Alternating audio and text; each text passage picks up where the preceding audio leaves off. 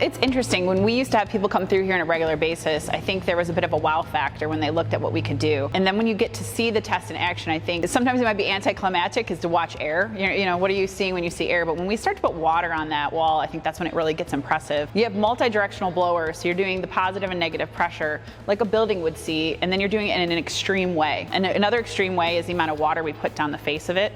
A lot of times your air barrier material isn't going to see all that water, but we want to make it extreme, because when you look at a wall and you look at your air barrier material, what's your maintenance?